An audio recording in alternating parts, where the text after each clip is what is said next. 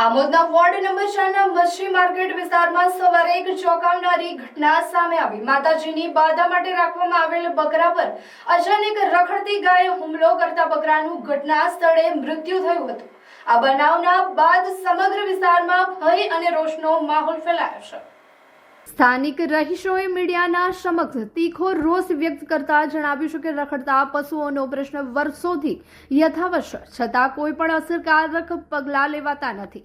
આજે બકરાનું મોત થયું છે, કાલે કોઈ નિર્દોષ બાળક અથવા વૃદ્ધ તેનો ભોગ બનશે તો તેની જવાબદારી કોણ લેશે? પશુપાલકનો માલિક કે નગરપાલિકા?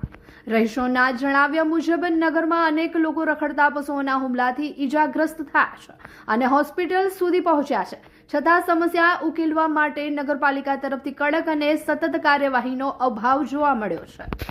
નગરપાલિકાએ લાખો રૂપિયાના ખર્ચે ઢોર ડબ્બો તૈયાર કર્યો હોવા છતાં તે માત્ર શોભાના ગાંઠિયા સમાન બની ગયો છે।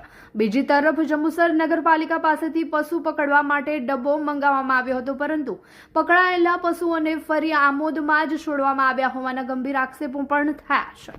મચ્છી માર્કેટ વિસ્તારના રહીશોએ બકરાની નુકસાનીની વળતર રકમ તેમજ જવાબદારો સામે કડક કાયદેસરની કાર્યવાહી કરવાની માંગ ઉઠાવી છે। હવે પ્રશ્ન એ છે કે શું નગરપાલિકા ઘટનાને ગંભીરતાથી લઈ તાત્કાલિક અને કડક પગલાં લેશે કે ફરી એકવાર મૌન ધારણ કરશે? શહેરના નાગરિકો હવે વચનો નહીં પરંતુ સ્પષ્ટ કાર્યવાહી જોઈ રહ્યા છે। આ મચ્છી માર્કેટ ફળ્યું મચ્છી માર્કેટ ફળ્યું અહીં માતાજીનું કરવાના આવેલા હતા, અમે કરવાના જ છે અત્યારે સાંજે। અત્યારે ગાયે આ અબના કરી છે, ગાયે ભેટી મારીને બકરાને મારી નાખ્યો।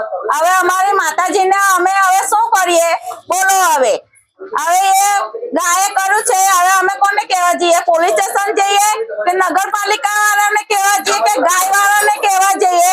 હવે અમે શા માટે હવે કરીએ બધું બોલો? અત્યારે અમારા માતાજીનું કરવાનું છે।